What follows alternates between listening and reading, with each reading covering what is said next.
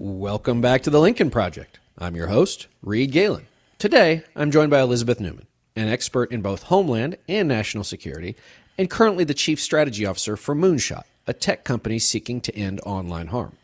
Prior to Moonshot, Elizabeth served in numerous roles in the Department of Homeland Security during the Trump administration, including as a senior advisor, Deputy Chief of Staff to multiple DHS secretaries, and as the Assistant Secretary for Counterterrorism and Threat Prevention.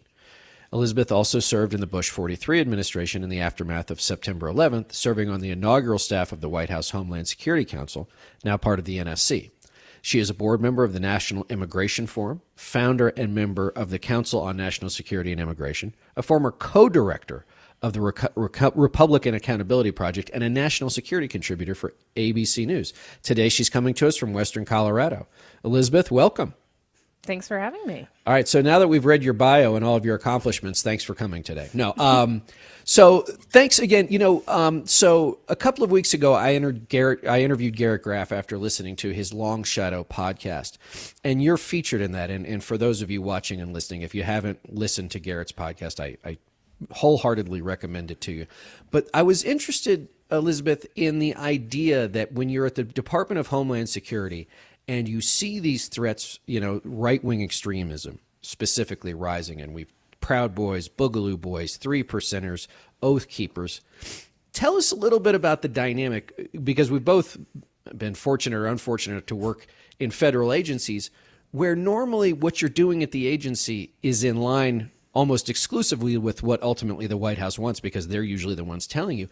But in your situation, you're trying to combat a threat internal to the United States, but if you get too loud about it, the person who most doesn't want you to do that work, the President of the United States, will shut you down. That's right. And I was fortunate to work for secretaries that were adamant that we lean in and address this threat with the seriousness that it deserved.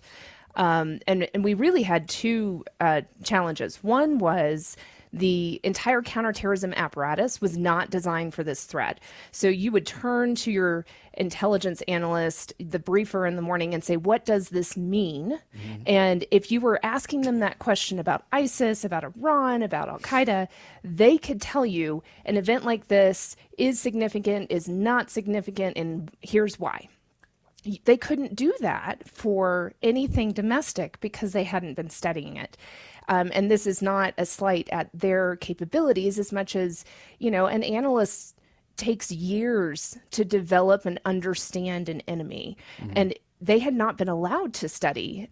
If somebody had been assigned something, it would usually be a specific case, kind of a one-off, and then they would go back to the international terrorism mission. So we had an intelligence community that didn't understand the threat. So when the policymakers are saying, what does this mean? Should we expect more of this? Right. We weren't getting answers. So that was one challenge. The second challenge was clearly the president was contributing to the problem. It is certainly easier to see this in hindsight. In the moment, because we're not getting good intelligence, we're not fully able to piece together the cause and effect, but we can now look back and say, yes, when he would say certain things, hate crimes would increase, and there's certain chilling moments where even in the 2015-2016 campaign cycle, he would comment on something, and you might argue he was commenting on policy.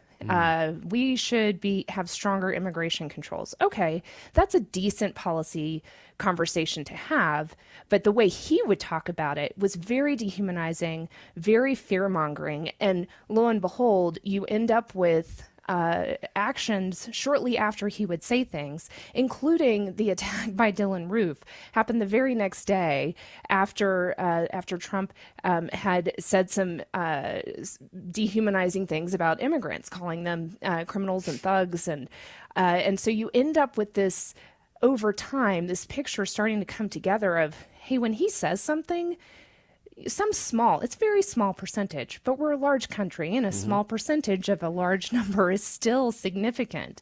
And so he would say things, and then you would see actions. And so it took us time to go, oh no, he's actually contributing to the problem. Sure. So there's that aspect. And then there's the aspect of anytime he was confronted with a problem that somewhere in his mind had been lodged as he had been attacked over. So whether it was Russia or his very poor handling of Charlottesville, Right. It's hard to say that he was intentionally trying to promote white supremacy, but for sure he was defensive about the fact that he was criticized around his handling of Charlottesville. So anytime Right. you started to bring up, hey, we really need to do something about this white supremacist domestic extremism problem, he would get rather defensive, and you never knew what was going to come out of the man's mouth. So you had to be really I don't think he does cautious. either, to be honest with you. Yeah. So you had to be really cautious about what you bring up and when, because you never know when he might say, like, you guys shouldn't be working on that at all. Right. And it might not actually be something that he meant. It's this defensive, ego narcissist approach to the world. Like it was never Right. about like what's good for America or how do we keep people safe. And so we always were walking on eggshells, wanting to try to drive progress on countering the domestic threat, but recognizing that we couldn't be that open in how we discussed it with him. We could with his senior staff, but even it was his senior staff that were wise enough to go, well, yeah, we need to do something on this. Let's frame this in terms of violence prevention as opposed to domestic terrorism, just Right. in case. Well, so I spent 6 months at the Department of Homeland Security right when it first opened its doors, for lack of a better way to put it. I was at FEMA. This is pre-Katrina. And, the one thing is that FEMA was always sort of a strange fit because it was like 5,000 people at an agency of like 300,000 cops, right?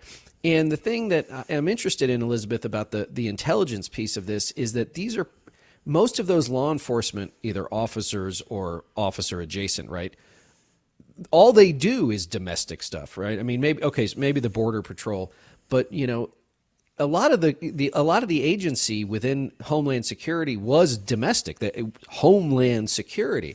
So was it just the post 9/11 hangover, just like we saw in the wake of the Cold War, which was they geared, let's say, the CIA or the intelligence apparatus for 50 years to one threat. Now we've got another.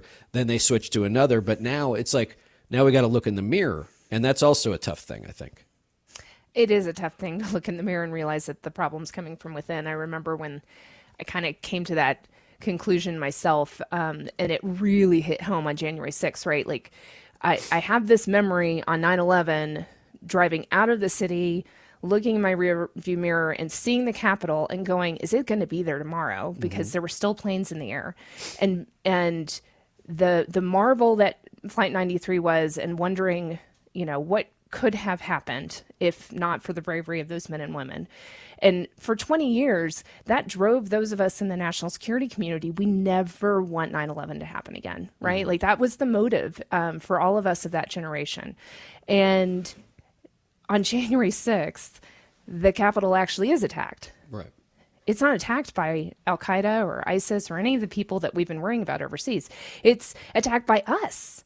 It's attacked by people from my community. They were conservatives, they were Republicans, they were Christians, lots of Christian icons and symbols on display on January 6th. It was very gutting to realize that we had spent so much time worrying about people over there bringing harm to us when in fact the harm was metastasizing from the inside. So you're right. Like there was a bit of the department, not all of us in the counterterrorism community, not fully understanding how dangerous the internal threat was. But certainly, like DHS has many missions, as you know. It's got that FEMA response mission. Right. It's got the immigration citizenship mission. It's got the borders mission, aviation security, pushing our borders out. That was a huge post 9/11 push. Is like make it harder to get here.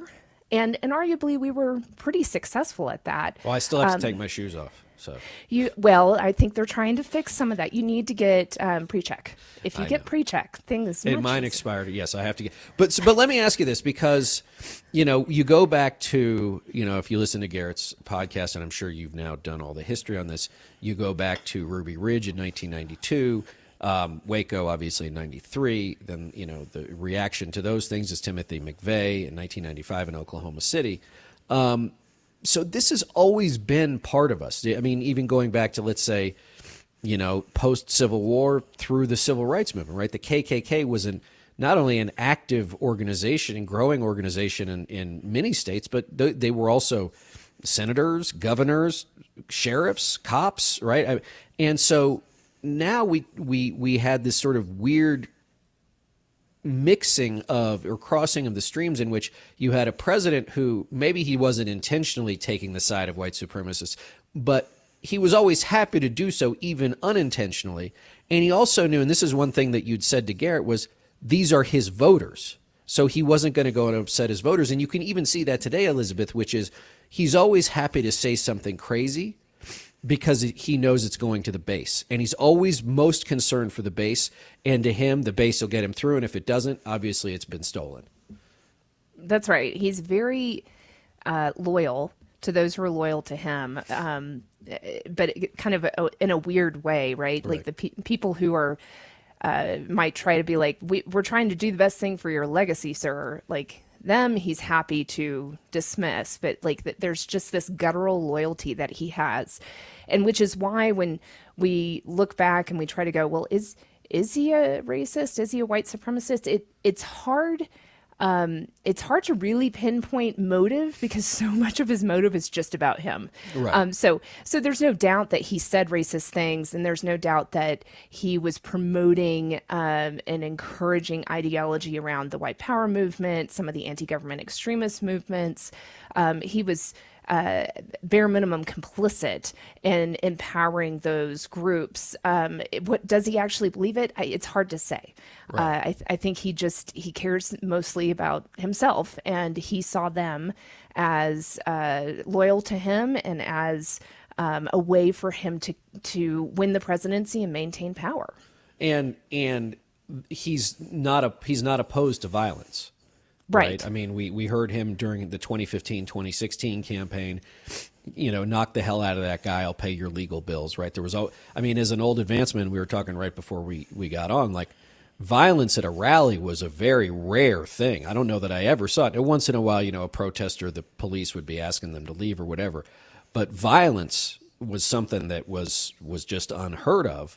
But he encouraged it, whether or not that was amongst people who were there to protest him, certainly towards the media, right? All those pictures we still see, and they still talk about, the media and their crooks and their, they're out to get him, and they're the elite and everything else, and the people standing at the bike rack, in the press stand screaming at him and calling them traitors.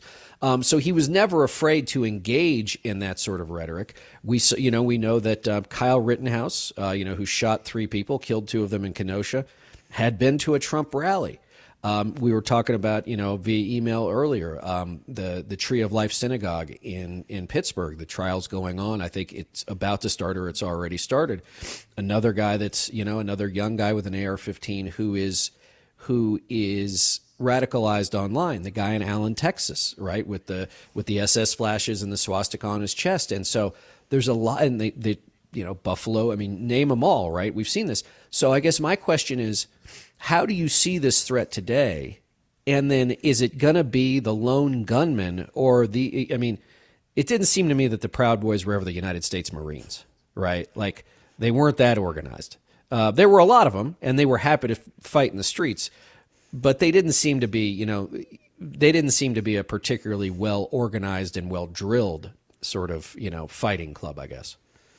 Yeah, I think that's right. And even when the Proud Boys got that attention from the debate where he told them to stand back and stand by, I was least concerned of all of the groups out there. I'm least concerned about them.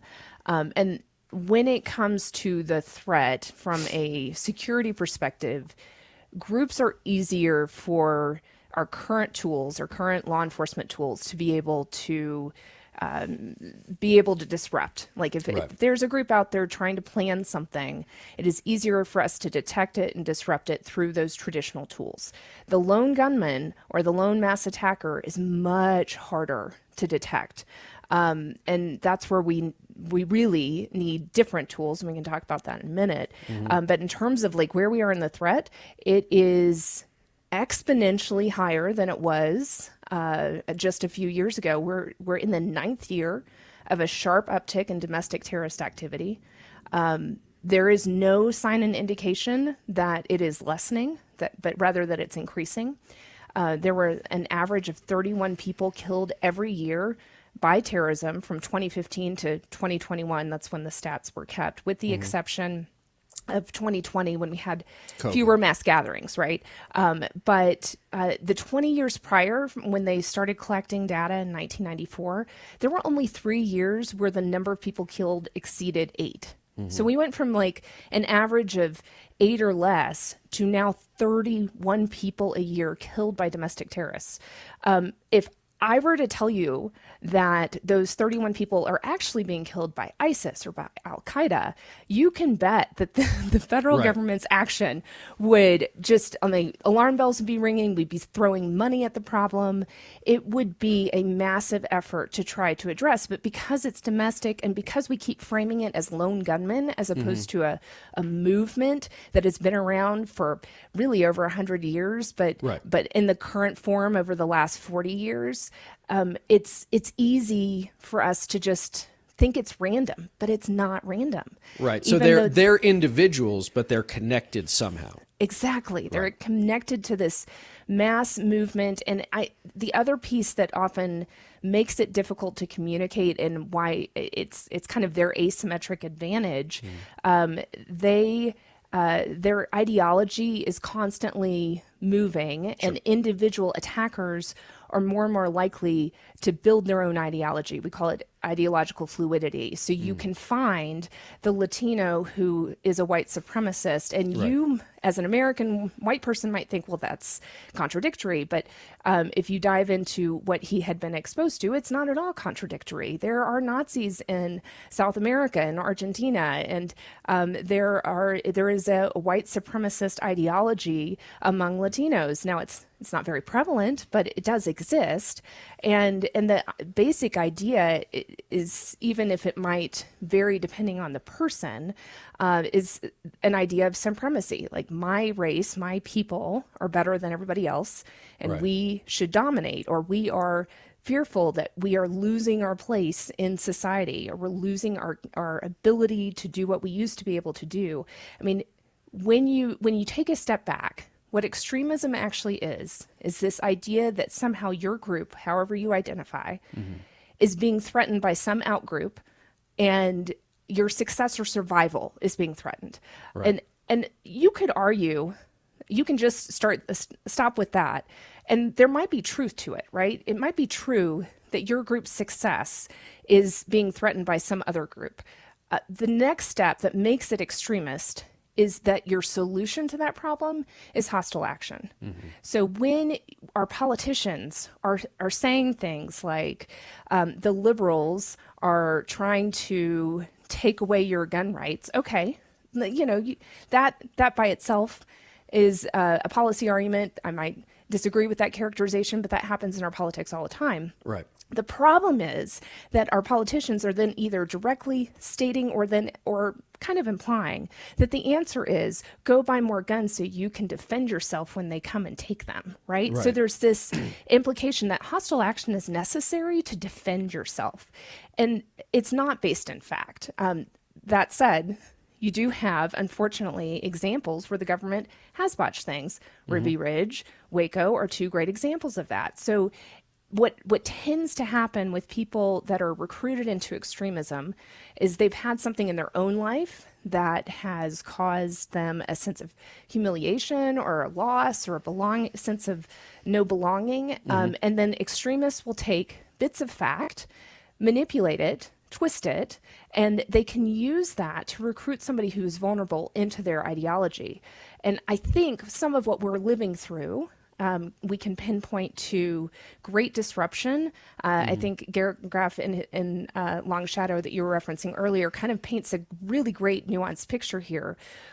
In the 90s, globalization really disrupted the typical American life, if you will, the way your expectation of what your life would look like was disrupted. And that disruption continues. Globalization and uncertainty has progressed, and there have been great things from it, but it has also really created a lot of change really quickly. And people tend to not like change, and you add to it great deals of uncertainty, like wars for the last 20 years, financial crisis in 2008, COVID pandemics, where everything gets disrupted. You're dealing with mass uncertainty at a nationwide scale. It's not surprising that for some Americans, the way that they've dealt with that great disruption is looking for black and white answers that extremists offer. Extremists prey on uncertainty. They prey on people who've gone through great trauma. And it's not surprising that we now have more people that are radicalizing or are radicalized because of the experience of the last 15 years. So let me ask about those that are doing the radicalizing. I don't know. Maybe that's the wrong way to put it. But are they on a big black fishing boat, and they're tossing a net into the ocean of humanity and hoping they pull enough people out? Have they identified these people individually? I mean, I know that this kind of rhetoric is everywhere, right? And one of my last guests, Yael Eisenstadt, talked about how Facebook actually created, a fake profile of a woman, conservative but not crazy. And within 3 days, she's being invited to these groups. She doesn't, they don't have her join any. And then within a week or 10 days, she's just being blasted with vast right-wing misinformation, disinformation, really ugly stuff. So is it like, do they find the one guy, the veteran, who's he's the Timothy McVeigh, for lack of a better way to put it, or is it they just sort of blast it all out into the ether and hope that somebody picks it up? Both. Okay. And is it even that organized, frankly? There are certain people, individuals who are more sophisticated than others. Right. One of the advantages, and probably one of the reasons we were flat-footed on the domestic violent extremism front, is that there is kind of a well-known phenomenon that among those who gravitate towards groups that are white supremacist or anti-government, there tends to be a lot of infighting. There tends to be like personality types that just don't get along with people. And so they kind of self-implode. And so you often hear law enforcement who infiltrate and who work with these groups to try to make sure they disrupt things say, like, we have to do it because you never know when somebody actually will be sophisticated enough to pull something off. Right. But they often kind of get in their own way. And so the groups, something to be concerned about. But like I said, that's not where most of the violence comes from. The violence tends to come from the mass attacker. And though the person motivated for that, it might be pure ideology. Like I am concerned about the Great Replacement, and so we need to kill Jews. That's what the Pittsburgh attacker, the Tree of Life attacker, his motivation seems to be primarily an anti-immigrant and believing that Jews are behind the Great Replacement.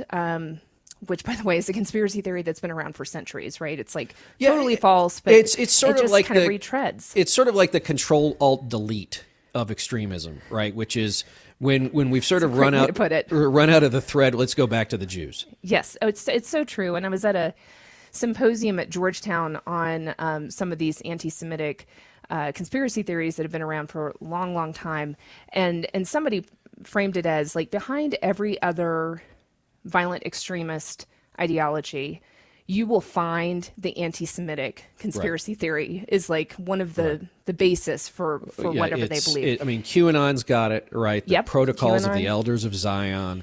all, the blood libel, which, at Doral, which is a Trump property, right? They had these crazy people, and one of them was talking about, blood libel, which is this idea that, Jews drink the blood of Christian babies and it gives them everlasting life. And I mean, this is the thing that's so crazy about this, right? Elizabeth, is like these aren't new, right? They have been around for centuries, in some cases millennia, but now you've got, the information superhighway, which is zipping this stuff all over the country and all over the world. That's exactly right. And so I said both and to the question. There's no way that it's as bad as it is absent social media, right? Like just the amplification, the ease with which the spread of these ideas happened, and the way that they morph, they react to real world events, right? So it used to be, if you wanted to go down the rabbit hole of anti-gov or white supremacy, a friend might show you the Turner Diaries, they might pass a VHS tape, they might mail newsletters, right? Like analog style spreading of information, and it causes damage. Certainly the in-person connection provided more of a sense of belonging, and so you might have more success in recruiting people that way. But now you can just spread your ideology through memes. And half the time people think they're funny and they don't even realize that it's actually referencing a horrid conspiracy theory, or that it's a white supremacist propaganda. So part of their tactic now is they seed spaces that would otherwise be considered mainstream, and then over time they may introduce entry level conspiracy theories, and then once they've hooked you, they may introduce you to the darker stuff. One of the classics that a friend of mine at American University told me about was a series of cooking videos that they put on YouTube, and you might just really get into these cooking videos. And like by video 7, they're starting to introduce general white supremacy ideology, but you're so connected to that person that you might not even pick it up at first until a few more episodes go by and you're like, wait a second, this got really dark really fast. And so they're as sophisticated as any other marketer out there, using technology to spread their ideas. And sometimes it might not be very sophisticated in that they just kind of mass put it out there. But we were watching chat rooms after January 6th and after the inauguration of Biden, and we were watching people coach other violent extremists. Hey, now's the prime time to go after disheartened QAnon followers, but don't be direct about it. And they were using the same principles that we use when we talk about how we disengage or de-radicalize someone. They were using the same ideas.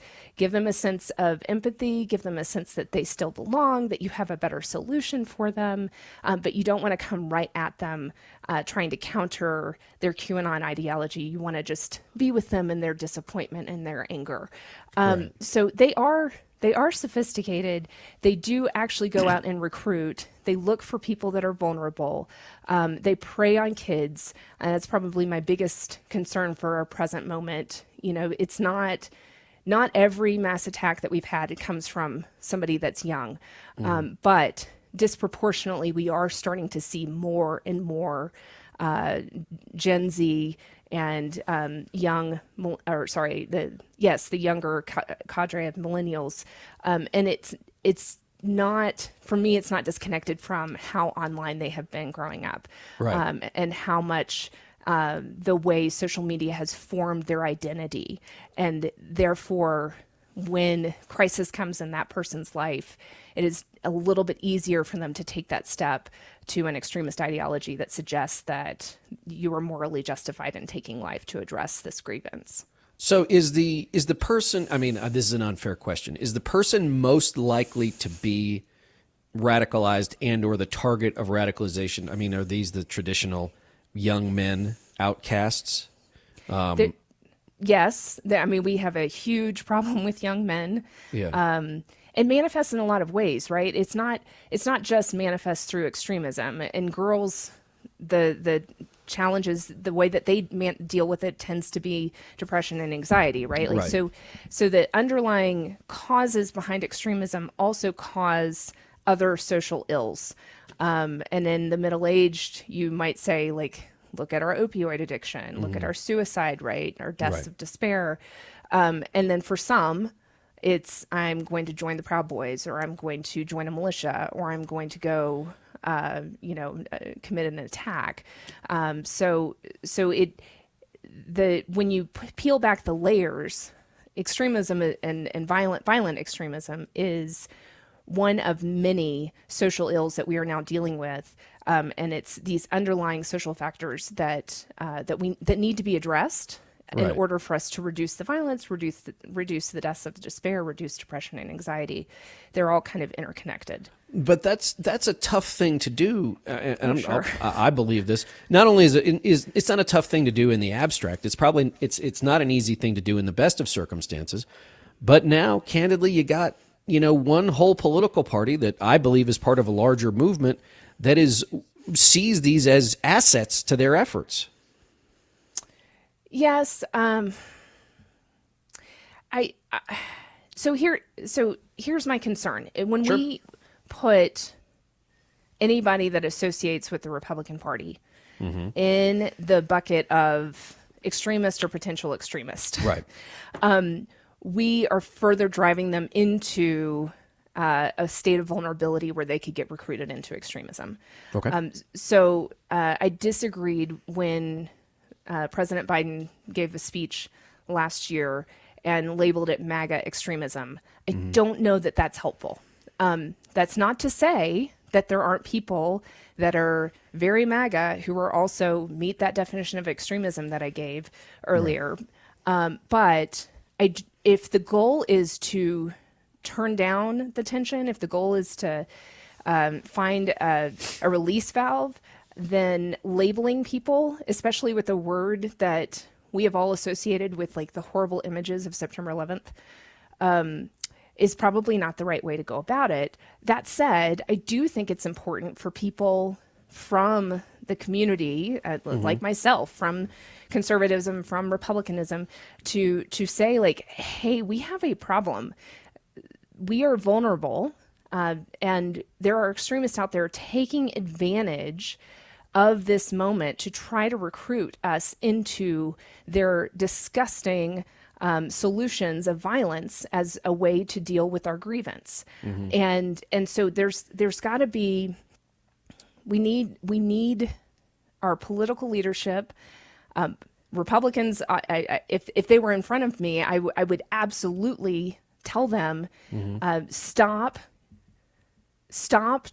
painting the other side in inhuman terms. Stop othering. Stop painting this as an existential threat. I know you want to win an election. I know you want to raise funds. I know that the way that you drive the money and drive the votes is through fear, but you are also killing people in the process. I know you're not directly picking up the gun, but you're participating in this toxic soup that is creating the context by which people somehow get to the place where they think that violence is the only answer. So we need responsible politicians. We need responsible people with media platforms to ratchet down the language a bit. But we also need those on the left to be nuanced in their concern about the problem. And sometimes what you will see is the blanket statements that all Republicans are racist, or the blanket statements that because you're pro-life, you are an extremist. And that's not helpful either. So we keep driving each other to these polarized extremes, and all the polls show that the average person in America is not an extremist, and they are not holding the views that the other side thinks that they do. And we somehow need to recapture that exhausted majority of common sense people in this country and have those voices amplified, as opposed to right now we keep amplifying the worst on both sides, and that's not helping anybody. Well, so we've talked about Trump. You saw, I think it was either earlier this week or late last week, that Ron DeSantis, governor of Florida, is now running for the Republican nomination, talked about it's his mission, in 8 years of the office to eradicate leftists in the country. I don't know if he used eradicate, but it was it was a destruction type word, right? Tim Scott, who's supposed to be the nice guy in the race, talked about the left is the biggest threat, to the country. Nikki Haley says wokeism is more dangerous than any pandemic might be. And they're supposed to, and not DeSantis necessarily, but Scott and Haley are supposed to be the normal ones. And they're using this stuff. It's really disheartening. Asa Hutchinson seems to be doing a little bit better of a job. Hutchinson's he was at DHS when I was, also a decent guy.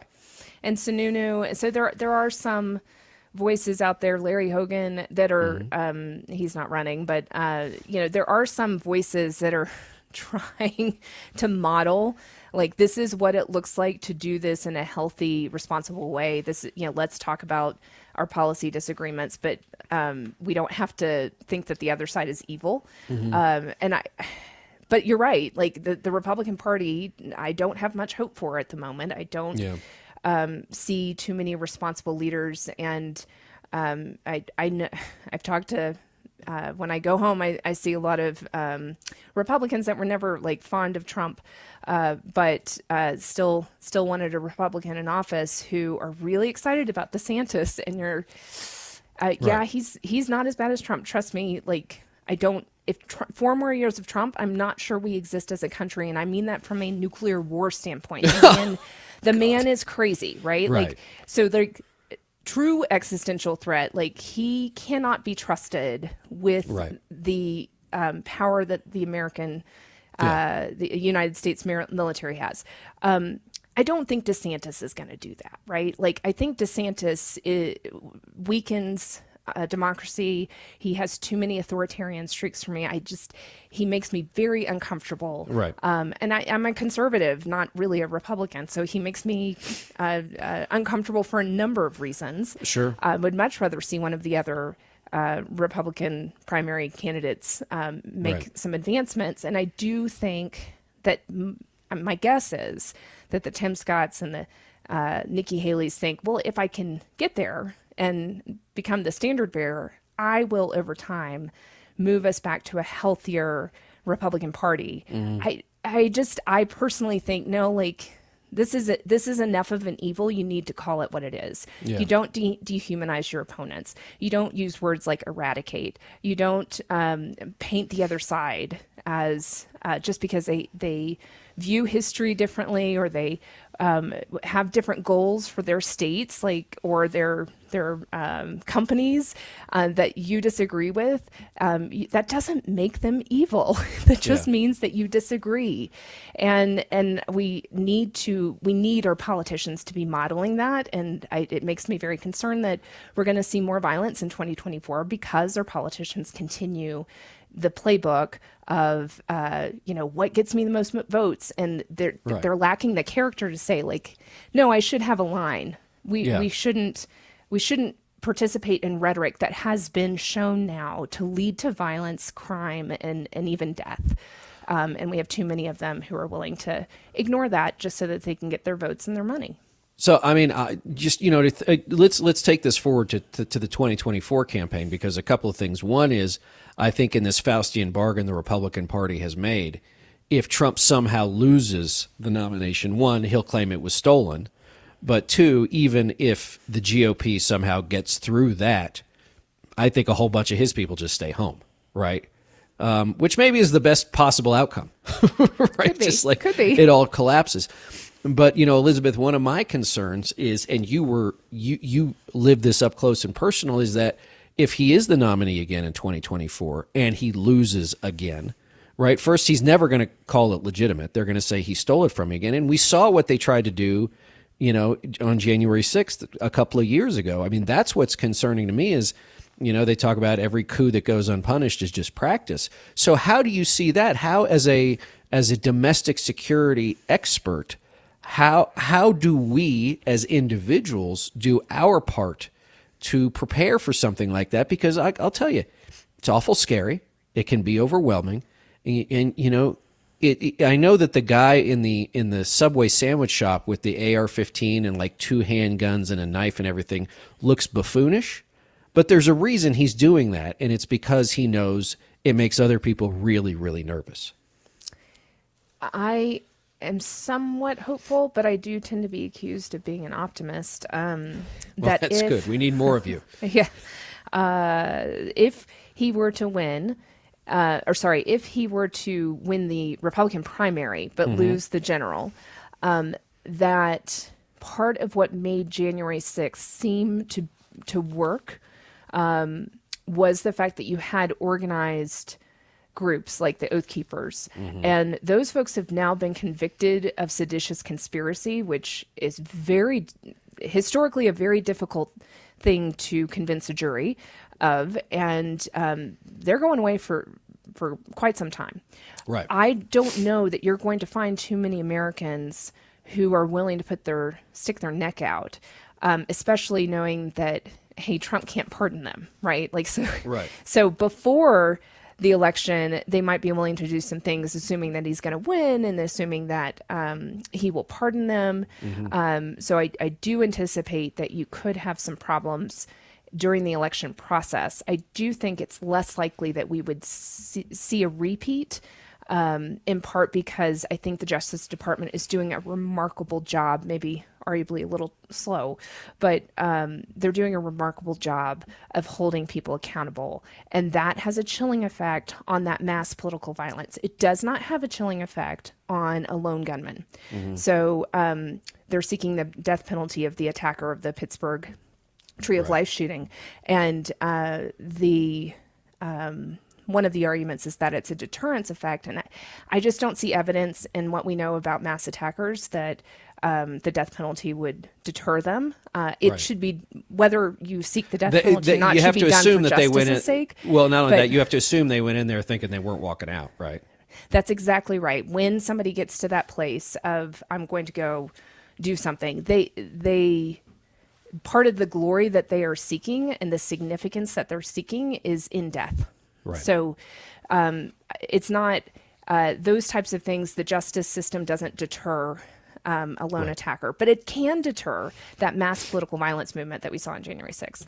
And then as to your question of what we should be doing, what we can be doing, here's the good news. And I don't think we talk about this well enough in our country, because there's a lot to be focused on that's really bad. 9th year of spikes in domestic terrorist attacks and plots, and more people, like significant numbers of people in this country that at least cognitively, maybe not in they wouldn't take the steps, but they believe that violence is sometimes necessary for their political aims, to achieve their political aims, which, by the way, is the definition of terrorism. So, there are a lot of reasons to be concerned about the state that we're in, but we have been doing 20 years now of research on why people radicalize and what we can do to reduce the factors that lead to radicalization.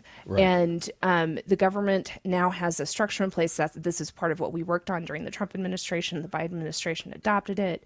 And we've been working quietly to try to build up capability in all of the states to be able to build resilience in vulnerable spaces.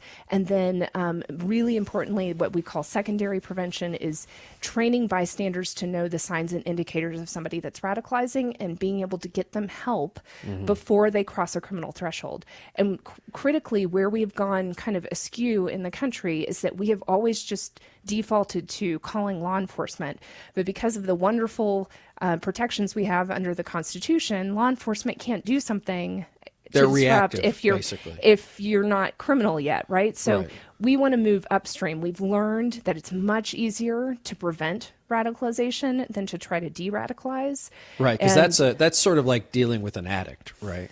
Exactly. That's exactly right. And in fact, the entire model is built off a public health approach. If you think about our doctors tell us to get our annual checkup and to exercise and eat right, because that is much simpler to do than to try to cure disease, right? So we need to build healthier communities And we need to get help to people before they cross that criminal threshold.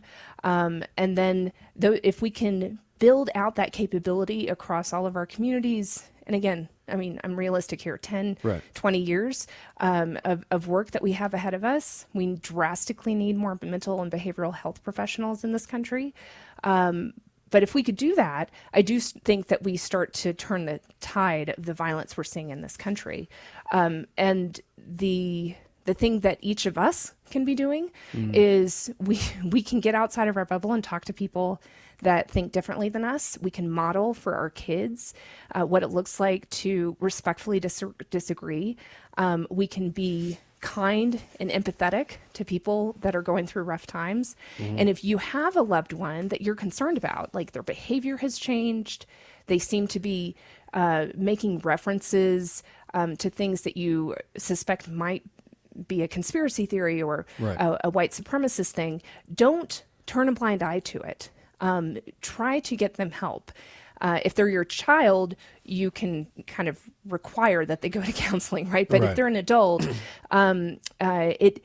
it's a little more challenging. And there are groups out there, and I'm happy to give you some of the names of these groups, Sure. and you can put them in the show notes. But there are groups out there that can come alongside families to help them if their loved one is in the process of radicalizing and needs additional help to pull them out. But the most important thing is if you're in relationship with somebody that is radicalizing, it's not to reject them. It's not to argue with them about their ideology, because the love and empathy That just pushes them, right? that pushes them away, and it creates more psychosocial need, right? Like Right. they feel more humiliated. They feel like they have less belonging. What we know changes people is when they feel loved and when they feel heard. Right. And if it's not like it's a magic bullet and it takes a long time. Right. But the most important thing you can do is if you see somebody you know needs help, try to get them that help and try to stay in their life. Those two things are really important. And then we all can just be a little bit kinder. Right. And it sounds so kindergarten, but seriously, we are a very mean country right now, and we need to decide to be different. We need to decide that the person I'm interacting with on the other side of the grocery line or Right. in the parking lot or at work is a human being worthy of respect and kindness, even if they're mean to you. I mean, it's kind of a hard thing to do sometimes, but Sure. love is the antidote to fear and hate, and we need to start practicing that. Along these lines, so tell us about Moonshot. Yeah. So the company I work for has been around for about 7 or 8 years, and they developed in partnership with one of Google's think tanks, Jigsaw. Oh, sure, of course. Mm-hmm. Something called Redirect. And so we, in the online space, when people are searching for harmful content, we have technology in the background that is able to kind of figure out what might be going on in that person's life and offering them up an ad that they can voluntarily click on. So it's Right. They have to opt nothing in. is forced. Nothing Right. is forced, and we don't know who the person is. It's all privacy protections, but it allows an off-ramp for somebody that might be searching for harmful content. And what we found, we apply the evidence base around radicalization, but what we found is like when somebody's searching for a harmful group, like I want to join the KKK, when Right. we offer them an ad that says, you know, are you feeling lonely? Would you like to talk to somebody? We have a pretty high click-through rate, and it appeals to people. Like it's giving them an opportunity to connect, maybe with a counselor, maybe Right. with some alternative content that kind of lowers the temperature. It kind Right. of depends on what they're searching for, but that's kind of where they started. And then we work with tech companies to help make their services safer. Would love to see the tech companies doing more on that front. And then we Why work don't with- they do more? I mean, you had I know that's a whole show on its own, but right. in- Well, it's got to be profits, right? right. The people that I know that do trust and safety work or have done trust and safety work at the tech companies are amazing people, and they do great work, and they have sounded the alarm, and No one sometimes listens. sometimes it's just about the profit. And so that's why I've kind of come to the conclusion we need to regulate. But of course, that requires Congress to act. And well, that doesn't seem like it's going to happen anytime soon. So no, it's rather frustrating. But on the moonshot stuff and the redirect, which I think is fascinating, I think is a great idea. I don't remember who I talked to, but I've talked to somebody else, which is, there's no friction right now between, or very little friction between someone who might be radicalized and the tools that someone might employ directly or that the algorithm will serve to them. So it's just like, if you can just, to your point about the off-ramp, just give them that off-ramp. Maybe they back up and they get back on the highway.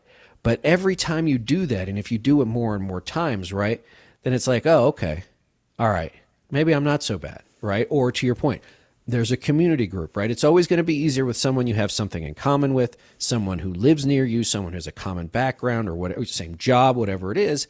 Because you're right. Look, we pride ourselves in America on our sort of rugged individualism, although we're less rugged than we ever are. But that is also antithetical, Elizabeth, to community, which is sometimes, we do need each other, right? No one anywhere on earth is living by themselves, right? I mean, maybe there's one guy, who's decided to go quote unquote off the grid and he can figure it out. But for the most of us, like, we need a gas station, we need the power to come on, we need the garbage to be picked up, and we don't do those things ourselves. No, we don't. At least I don't want to. No. The beauty of Western civilization, prioritizing the individual, has led to amazing things. Right. We're kind of at maybe I'm hoping the end of the pendulum swing where people go, oh, right, there's only so much goodness there. Like, we need each other. We need community. Whether you look at it from a spiritual perspective or a biological perspective, we're just not made to live by ourselves. Right. And part of the I think part of the psychosocial factors that are driving all of these ills, the violence, the extremism, the deaths of despair, the anxiety and the depression, it all kind of comes back to this space of somehow not actually having healthy, good, in real life human connections. Right. Analog life, right? Analog Offline life. Because it is very easy to, with the exception of eating, drinking, breathing, and going to the bathroom, right, and sleeping, like, you can live your whole life on this, right? Someone I interviewed said, the average teen is spending 9.5 hours a day on a screen, like, not good for anybody. Yeah, first and foremost, the teen, right? Yes, and you had the Surgeon General finally put something out. I was so pleased to see this, that warning about the impact that social media has on But youth. Why is that such a big deal? Why is that so controversial? I mean, we all know it. We're all living. If you've got kids of a certain age, we're all living it. Well, I think what I'm hopeful is that by just kind of calling it like it is, if you go back to like 5 years ago when some of the data started coming out, there was this big push that, like, well, we don't know that it's causal. We think it's just corollary. There's lots of other stuff going on. Sure. There's now enough data there to say, no, it's causal. Smoking is actually bad for you. Yes, that's exactly right. So it was kind of an important step when you have the Surgeon General say, like, hey, this is a danger. It changes, like, I'm a mom, it changes the way that I even have the conversation with my kids. No, you're not getting a phone. I know some of your friends have it, but I wouldn't hand you a cigarette. I wouldn't hand you alcohol. And now there are doctors that can tell us that this actually hurts you. It hurts your brain. It hurts your emotional health. It hurts your ability to develop into a functioning adult. So no, you don't get that phone. And it makes it easier. It gives me as a parent a permission structure, right? To be able to hold the line and to engage with other parents and say, like, hey, I think we can do better. Like, that parents that are 10 years ahead of us, they didn't know any better. So, like, when they're handing the iPhone to their 12-year-old, no parent in the right mind would be like, hey, let me give my kid something that's going to depress them. Like, nobody would do that. But now we know. And now we can start having conversations as communities to say, like, let's hold off. Like, or Right. instead of giving them a phone, let's give them a watch. I can still call them on the watch, but it's much harder to text. And texting is also one of the key places where a lot of bullying happens. And Right. it's that key phase of adolescence where identity is formed that seems to be causing the biggest problems. Right. And if we can hold off until they're past that crux of identity development, and then I The think our most kids fun will of be a little- anybody's life, right? Yeah, exactly. Our kids are be that much healthier. Right. And I the more I've dug into it, and I'm writing a book right now, and so I also was kind of looking at it through that lens. I was like reading social psychologists' insights on this, and I'm like, oh my gosh, this is part of the reason that we have more violence now. There is a nexus, there is a connection, and it's not just like the spread of the content. Yeah. It is the identity formation gets hijacked. And when the brain isn't, and the brain and the emotional psychosocial factors are not developing into something mature, extremists can take advantage of that. Right. Well, let's avoid that as much as we can. Yes, and when your book is finished, we'd love you to come back. Okay, tell I'd us love that. where we can find you online, where we can find your work online, and where we can find Moonshot. Moonshot.org. I had to pause there. Moonshotteam.org, it might be. Online, I'm at New Summits, and it's spelled kind of funny, NEUSUMMITS, because I love mountains. And my book comes out next March, and I would love to be able to come back and talk to you Absolutely. about We'd love to have you. As always, gang, you can find me on Twitter and TikTok. Don't get mad at me, Elizabeth, at Reed Galen, and on Instagram at Reed_Galen_LP. Elizabeth Neumann, thanks for joining me. it. Thanks for having me, Reed. And everybody else, we'll see you next time.